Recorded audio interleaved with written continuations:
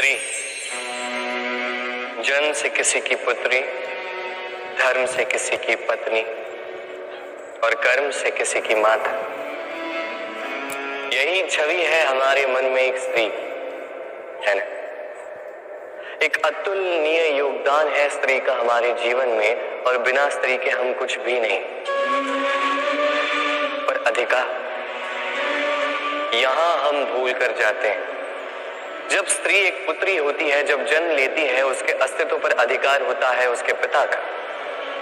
तत्पश्चात जब विवाह हो जाता है तो उसके अस्तित्व पर अधिकार होता है उसके पति का। और जब वो माता बनती है तो स्वयं ही अपने समस्त जीवन का अधिकार अपने संतान को सौंप देती है। परंतु कभी क्या हमने ये सोचा है ये जीवन स्त्री का, ये स्त्री सबका उद्धार कर रही है, उसके जीवन का अधिकार भी तो उसके पास ही होना चाहिए ना। वो स्वयं के जीवन के निर्णय स्वयं ले सकती, स्वयं अपना भाग्य रच सकती। और ये करने के लिए हमें स्वयं को बदलना होगा, सोच को बदलना होगा।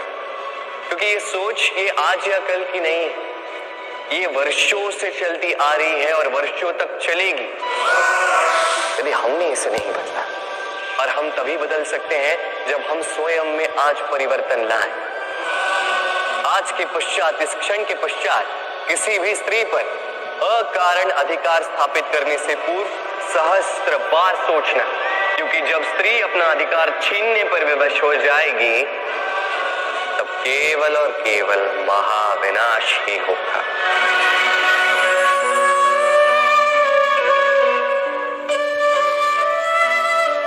स्त्री, पुरुषों ने जिसे नाम दिया त्रिया,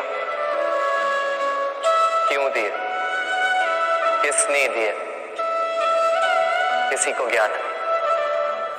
मानना यह है कि पुरुष सोचते हैं कि त्रिया सोचती कुछ है, कहती कुछ और है और करती कुछ और ही है।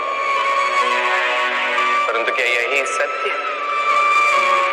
वास्तविकता ये है कि त्रिया वो चरित्रहीन पुरुष है और कोई नहीं।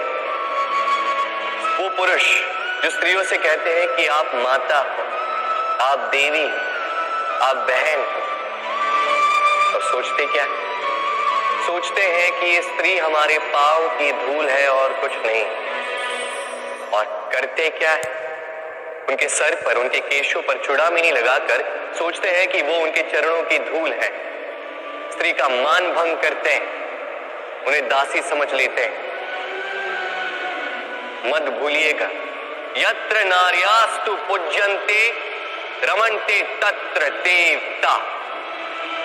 अर्थात जहां नारी की पूजा होती है वही ईश्वर वास करते हैं। और जहां नारी का अपमान होता है वहां ईश्वर और भाग्य दोनों रुष्ट हो जाते हैं।